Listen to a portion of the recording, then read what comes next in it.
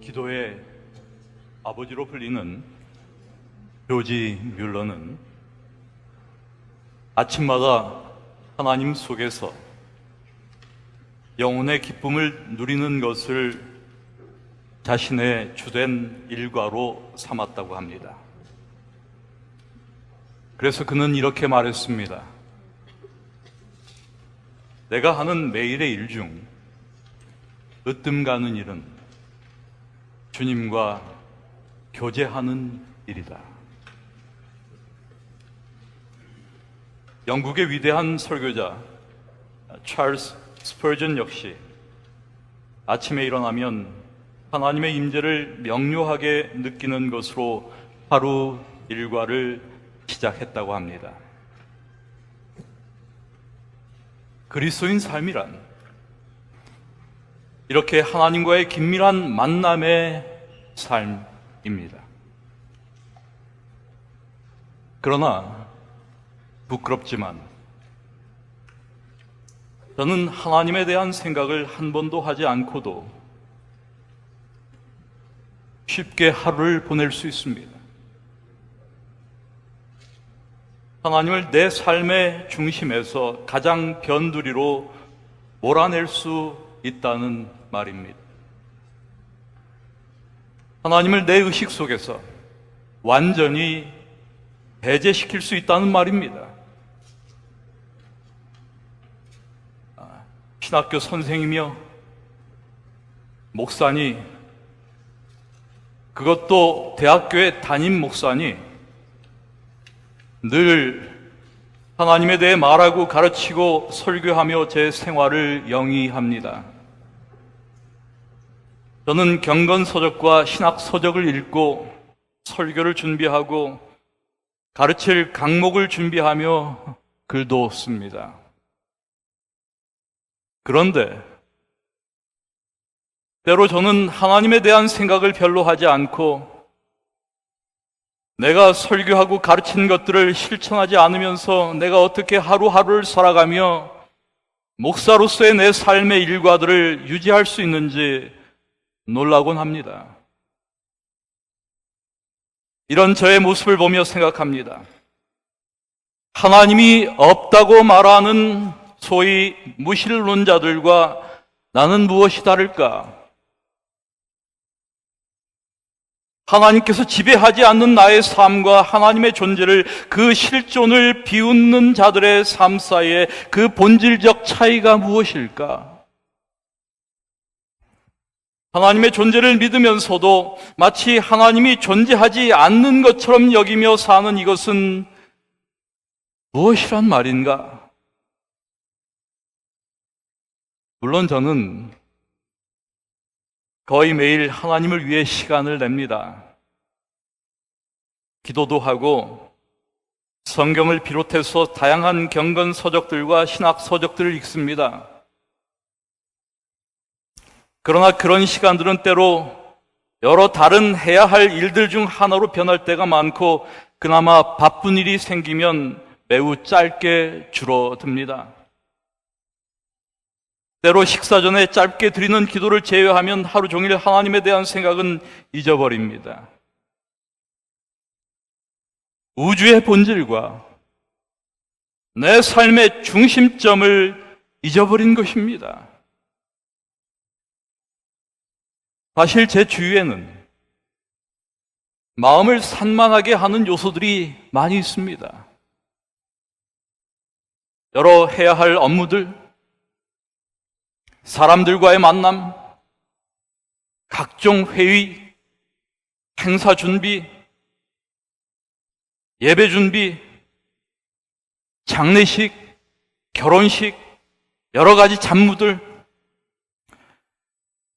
손자들 육아 문제, 보통 문제가 아니에요. 각종 집안일들, 결제해야 할 카드 금액, 재정적 부담, 생활의 염려, 픽업도 해야 돼요. 일상적인 생활의 분주함,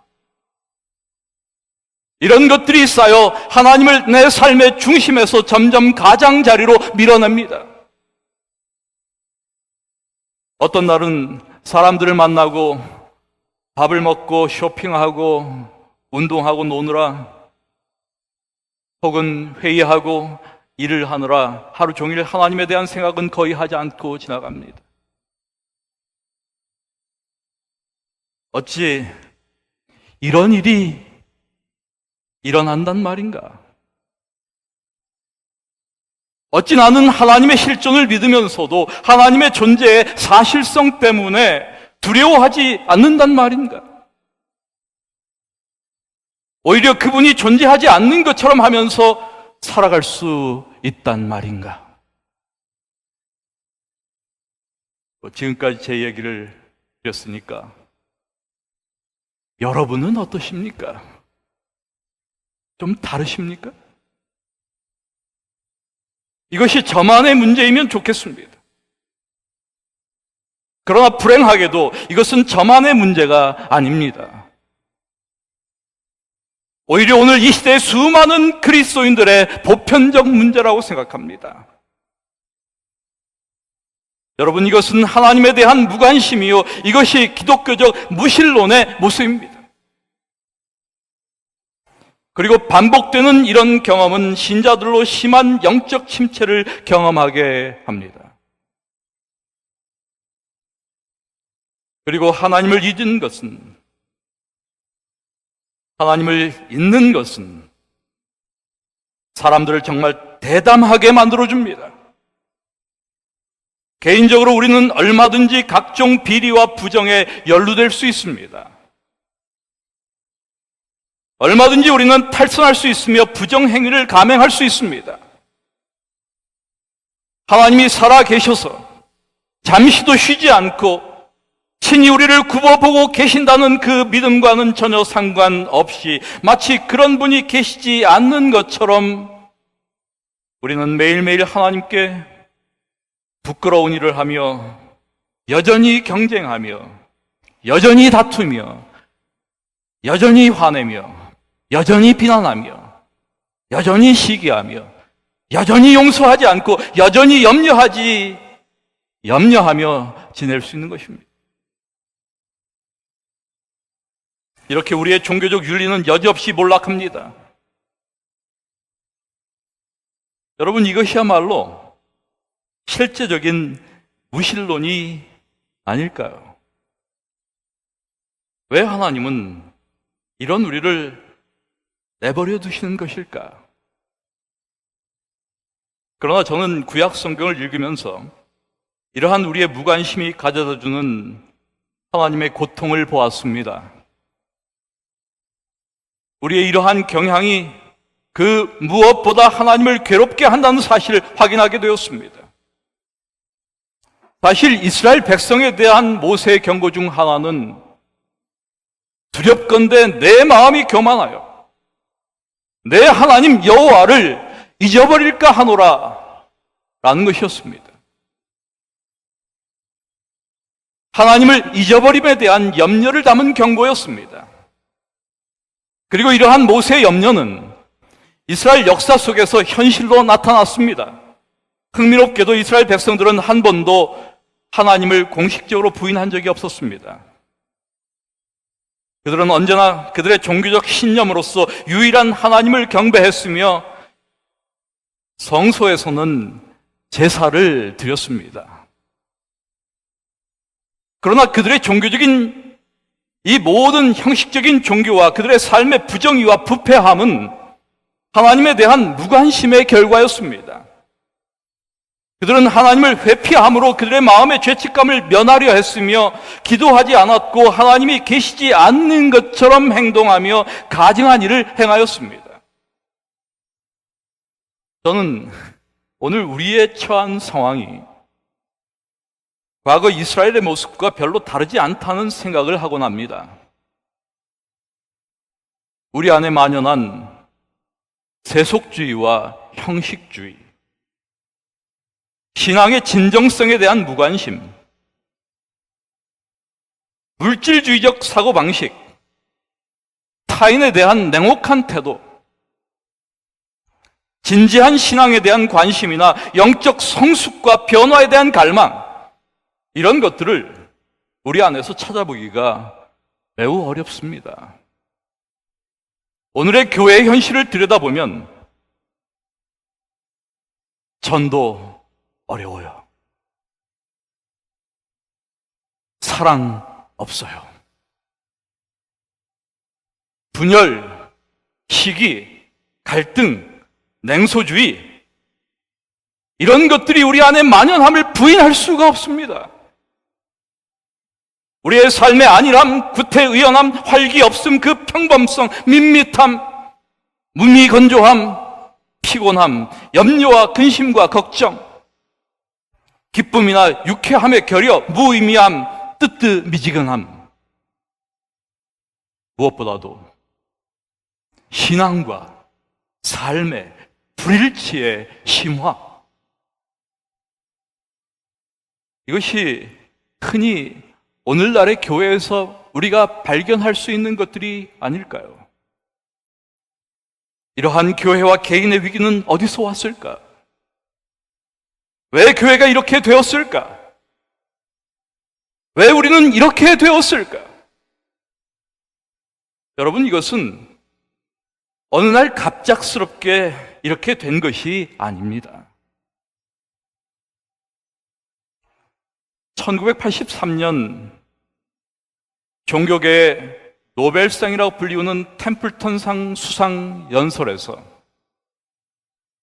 알렉산더 솔제니친이 했던 말이 떠올랐어요. 그는 이렇게 말했습니다. 반세기가 훨씬 넘은 오래전에, 그러니까 내가 아직 어렸을 때 나는 몇 분의 어르신들께서 러시아에 닥친 큰 재난들에 대해 다음과 같이 설명한 것을 들은 기억이 납니다. 사람들이 하나님을 잊은 게야. 그러니까 이런 일들이 일어나잖아. 그 후로부터 나는 거의 50년간을 러시아 혁명사를 연구하는데 소비했습니다. 그런 와중에 나는 수백 권의 책을 읽었고 수백 명의 개인적 증언들을 수집했으며 이미 이 대격동의 파편들을 정리하려는 노력으로 8권의 책을 썼습니다. 하지만 만일 오늘날 내게 6천만이 넘는 이 백성들을 집어삼킨 이 파괴적인 혁명의 주요 원인을 정확하게 표현하라고 요구한다면 나는 이 말을 반복하는 것 외에 더 정확한 표현을 찾을 수 없습니다. 사람들이 하나님을 잊은 게야. 그러니까 이런 일들이 일어나잖아. 여러분, 솔제니친의 이 말이 생각나는 까닭이 무엇일까? 혹시 우리가 하나님을 잊은 것 아닌가? 신자들이 하나님을 잊은 게야. 우리가 하나님을 잊은 게야. 그러니까 이렇게 된 것 아닌가? 물론 우리는 예수님을 공개적으로 무시하거나 없는 분처럼 취급하지는 않습니다. 그러나 중요한 순간마다 눈을 찔끔 감고는 해서는 안 되는 일도 하고 자기 생각대로 해치워버리고 공의를 시행해야 하는 순간 그것을 내팽개쳐버리는 것이 얼마나 흔한 일인가. 이런 이스라엘에 대한 하나님의 서글픈 반응이 바로 예레미야서에 기록되어 있습니다. 처녀가 어찌 그 폐물을 입겠느냐? 신부가 어찌 그 고운 옷을 입겠느냐? 오직 내 백성은 나를 잊었나니. 그러므로 나 여호와가 이렇게 말하노라. 너희는 누가 이러한 일을 들었는가? 열방 중에 물어보라. 처녀 이스라엘이 힘이 가증한 일을 행하였도다. 레바논의 눈이 어찌 들의 반석을 떠나겠으며 원방에서 흘러내리는 찬물이 어찌 마르겠느냐. 대저, 내 백성은 나를 잊고. 이 말씀 속에서 우리는 하나님의 서글픈 반응을 읽습니다. 내 백성은 나를 잊었다. 우리는 이 탄식 속에서 그분의 상심, 서글픔, 상처를 보는 것입니다. 그리고 저는 때때로 내 안에 하나님이 계시지 않다 느껴지는 순간들, 하나님을 잊은 순간들과 마주한 수많은 날들을 기억합니다. 도대체 우리는 하나님을 두려워하는 것일까? 하나님의 현존을 인식하기나 하는 것일까? 하나님이 없다고 하면서 하나님 없는 것처럼 사는 무신론자나, 하나님이 계시다 하면서 하나님 없는 것처럼 행동하는 유신론자의 차이는 무엇일까? 우리의 종교는 어떤 것일까? 내가 믿는 신앙, 내가 고백하는 믿음, 그것은 진정 어떤 것일까? 그 종교의 진정성은 무엇을 통해 나타나는가? 어떻게 우리는 이 실제적 무신론의 신앙에서 벗어날 수 있을까?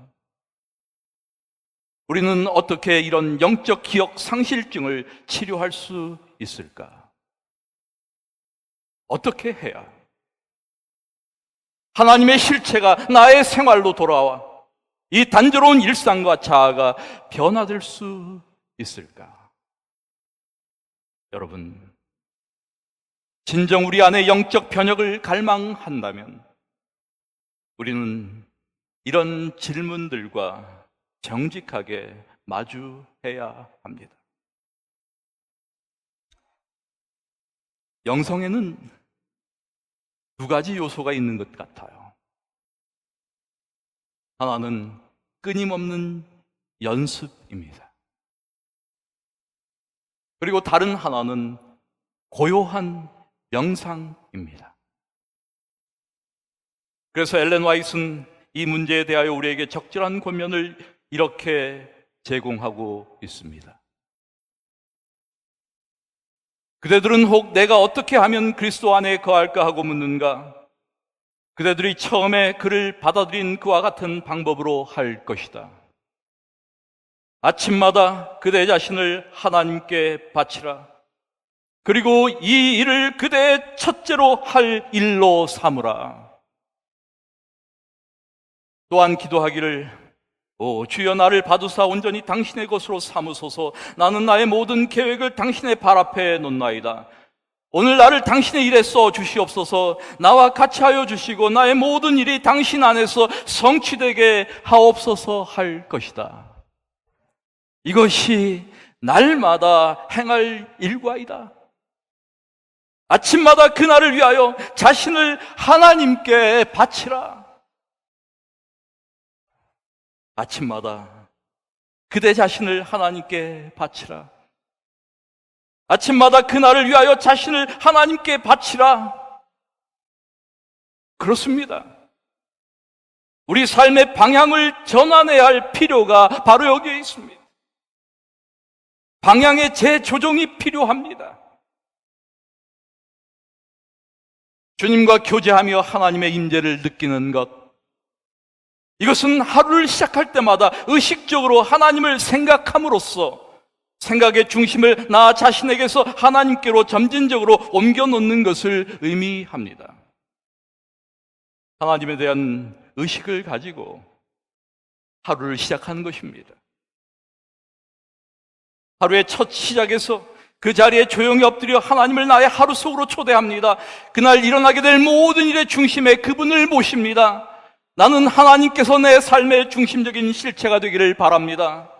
그러므로 내 생각의 중심을 나의 자아로부터 하나님께로 서서히 옮기는 것입니다. 이렇게 함으로 나는 하나님을 알아갑니다. 그리고 우리는 하루를 마감할 때마다 자문해 봅니다. 오늘 나는 하나님을 기쁘게 할 만한 일을 했을까? 하나님이 내 안에서 기쁨을 느끼고 싶어 하시는데 오늘 나는 그분께 그런 기회를 만들어 드렸을까? 여러분, 우리에게 이 연습이 필요합니다. 날마다 올바른 길로 방향을 전환하는 것. 이것이 첫 번째 하나님을 잊지 않는 방식입니다.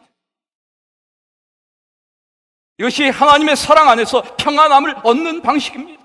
은혜와 용서로 우리를 감싸 안아주시는 하나님의 임재를 경험하는 방법입니다. 결국 변화란 우리의 의지가 아니라 은혜를 통해서만 일어납니다. 우리는 다만 하나님께 그 은혜를 간구하고 또 간구하는 수밖에 없습니다. 두 번째, 하나님을 잊지 않는 방법은 의식적으로 하나님을 기억하는 것입니다. 기억하는 것. 이것은 숙고하는 것입니다. 숙고하는 것은 다른 말로 명상을 의미하기도 합니다. 보이지 않는 하나님과의 관계는 언제나 불확실성과 변화를 내포합니다. 그러나 하나님은 우리가 그분을 사랑할 것을 요구하십니다. 그분을 기억할 것을 요구하시는 것입니다. 토마스 머튼은 하나님을 기억한다는 것은 그분이 우리를 기억하고 계신다는 사실을 재발견하는 것이다 라고 말했습니다. 다시 말해서 우리는 하나님께서 우리를 개인적으로 그리고 무한히 중요하게 여기신다는 사실을 믿음으로써 하나님을 가장 잘 기억할 수 있다는 말입니다. 여러분, 이것이 제가 성경을 연구하는 이유입니다. 내 영혼이 하나님의 사랑과 그분과의 개인적 관계를 가르쳐주는 중요한 이 메시지에 젖어들기 위하여 성경을 연구합니다. 그래서 C.S. 루이스는 이런 이야기를 합니다. 구체적이지만 비물질적인 실체는 고통스러운 노력을 통해서만 눈으로 볼 수 있다. 그렇습니다. 나는 언제나 보이지 않는 하나님이라는 비물질적 실체의 장벽을 의식하면서 하나님의 실체를 분명하게 드러낼 방법을 모색해 보는 것입니다.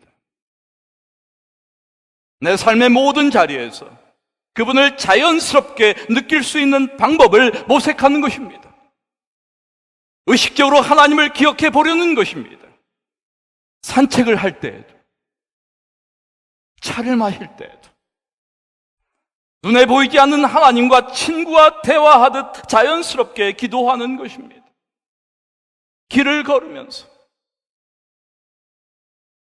일상적인 일들 속에서 하나님을 생각하고 자신을 위해 하던 일들을 하나님을 위해 하는 일로 만드는 노력을 해보는 것이죠.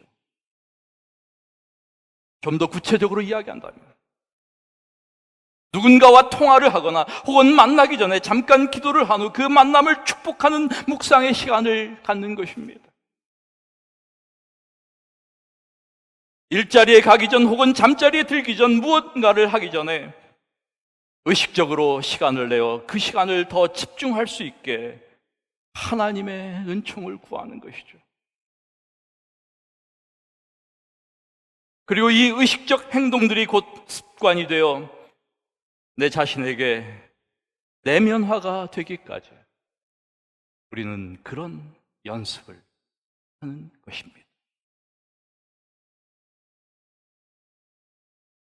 여러분, 우리가 하나님을 알지 못하는 이유, 우리의 신앙이 만족스럽지 않은 이유는 우리가 그분께 충분히 가까이 가지 않기 때문이 아닐까요? 하나님과의 거리를 유지하는 종교, 너무 가까이 가면 안 돼. 적당한 거리를 유지하는 것, 이것이 오늘날의 종교의 모습. 하나님께 충분히 가까이 가지 않는 것, 그래서 우리의 신앙이나 종교는 안식일에 회개하여 다시 일주일을 죄짓고 살 힘을 얻어 그렇게 살아가는 엉터리 신자들처럼 되는 것 아닐까요? 여러분, 이런 엉터리 신자들에게 부흥이 뭐가 필요합니까? 우리는 종종 교회에서 부흥과 개혁을 논할 때가 많아요. 하나님, 우리에게 부흥을 주십시오. 영적인 부흥을 일으켜 주십시오. 아니, 이 엉터리 신자들에게 부흥이 왜 필요합니까? 그것은 죽은 가지 위에 부는 부드러운 남풍과 같은 것입니다. 거룩한 교회의 집회에 생명 없음과 무관심, 그리고 영적 능력의 결핍이 살금살금 기어 들어오는 것을 보아야 한다면 그것은 우리에게 진정 견딜 수 없는 고통이 될 것입니다. 신앙의 생명력이 침체되고 우리가 갖는 기도 모임이 무시될 때 우리는 어떻게 되겠습니까? 여러분, 이제 우리는 우리의 위치를 그분의 임재 속에 두는 연습을 해야 하지 않을까요? 이제는 우리의 신앙과 삶의 불일치를 극복해야 하지 않을까요? 우리 자신의 일상생활을 하나님의 임재에 적합하게 바꾸어 나가기 위하여 노력해야 하지 않을까요? 이것은 구원을 얻기 위한 인간의 노력을 말하는 것이 아닙니다. 구원은 처음부터 끝까지 하나님께 속한 것입니다. 그러나 우리가 우리의 위치를 하나님의 임재 속에 두는 연습이나 그분께 충분히 가까이 다가가는 노력은 우리의 몫입니다. 남이 해줄 수 있는 것이 아닙니다. 여러분, 우리가 믿는 하나님은 인격적인 분이십니다. 그분은 있어도 좋고 없어도 좋은 그런 관념론적인 신이 아닙니다. 그분은 우리의 삶의 영역에 들어오시는 분이며 인간의 역사에 개입하시는 분이십니다. 그분은 우리의 기도를 듣고 응답하시는 분입니다. 우리의 삶의 문제를 해결하시기도 하시며 우리의 인생을 바꾸실 수도 있는 분이십니다. 그분은 우리의 앉고 일어섬을 아시며 우리의 모든 삶의 부분을 아시는 분입니다. 우리의 마음의 깊은 곳까지 불꽃 같은 눈으로 꿰뚫어 보시는 분이십니다. 그러므로 여러분, 더 이상 하나님은 우리의 머리나 입술에만 살아계시고 우리의 심중이나 행동에는 안 계시는 분이 아니라 우리의 삶의 작은 일상에서도 함께 하시는, 늘 언제나 늘 가까이 계시는 분으로 그분과 함께 살아가야 되지 않겠습니까? 아침마다 그날을 위하여 우리 자신을 하나님께 바치십시다. 내가 아침을 어떻게 보내느냐에 따라 하루의 질이 결정됩니다. 의식적으로 하나님을 깊이 숙고하십시다. 이것은 우리에게 어제보다 거룩한 신중한 삶을 살게 할 것입니다. 우리의 기도 중에서 하나님이 가장 중요하게 여기시는 것은 그분을 알고자 하는 나의 열망입니다. 이 시간 하나님께서 우리 모두를 각성시키시고 다만 하나님의 은혜만을 바라보게 해주시기를 기도드립니다. 회심치 않은 자에게는 회심에 대한 갈망을, 나태한 자에게는 다시 새롭게 하는 마음을, 그리고 형식적인 자에게는 회생하고자 하는 열망과 함께 헌신의 마음을 하나님께서 주시기를 기도드립니다. 날마다 우리의 짐을 지시는 우리 구원의 하나님 여호와를 찬양하라는 시편의 말씀을 기억하며 이 시간 우리의 삶의 짐을 내려놓고 하나님의 사랑 안에서 우리 모두 그분이 주시는, 그분만이 주실 수 있는 그런 평안을 우리 모두 함께 누리게 되기를 기도드립니다. 말씀을 마칩니다.